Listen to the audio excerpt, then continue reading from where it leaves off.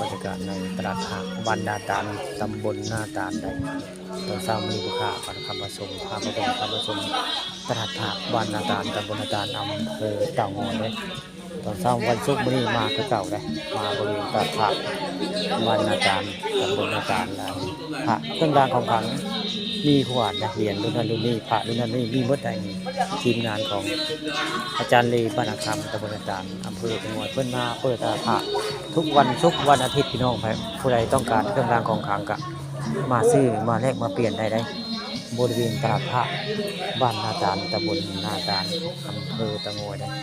ทางเช้ามีคนก็เริ่มมาหลายเลยเริ่มมาแล้วนี่มาในงานตลาดผักของไทยบ้านนาตาลตำบลนาตาลอำเภอตะโงยเลยลูกค้าปานคำประชมกับมาคือเก่าแต่มาในวันศุกร์มาเลยวันศุกร์มาบริเวณด้านหน้าของผู้ตาบ้านนาตาลตำบลนาตาลอำเภอตะโงยนี่คือเป็นตลาดผักของไทยบ้านนาตาลและมาเรียกว่าทีมงานอาจารย์ลีบ้านนางคำได้เปิดตลาดผักทุกวันศุกร์วันอาทิตย์นี่แล้วก็สถานที่เหมาะสมพี่น้องมีทั้งช่วงแล้วก็สถานที่จะเลือกกว้างขวางได้บริเวณนั้นบ้านนาตาลตำบลนาตาลอำเภอตะโงยใครอยากมาซื้อมาขายก็มาได้พี่น้องบริเลือกตั้มชุ่มตั้มดำข่าวได้ใครอยากมาซื้อมาแลกมาเปลี่ยนมาได้บริเวณตลาดพระบ้านนาตาลตำบลนาตาลอำเภอตะโงยได้ค่ะปานคำผสมมื้อนี้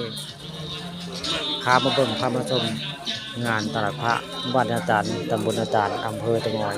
ทีมงานอาจารย์เลนี่เลยคืออาจารย์เลได้อยู่ตรงนี้อาจารย์เลว่าทางคำอย่างนี้เป็นผู้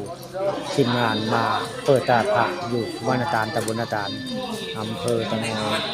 บรรยากาศหนาวมื้อนี้บ้านนาตาลหนาวได้มื้อนี้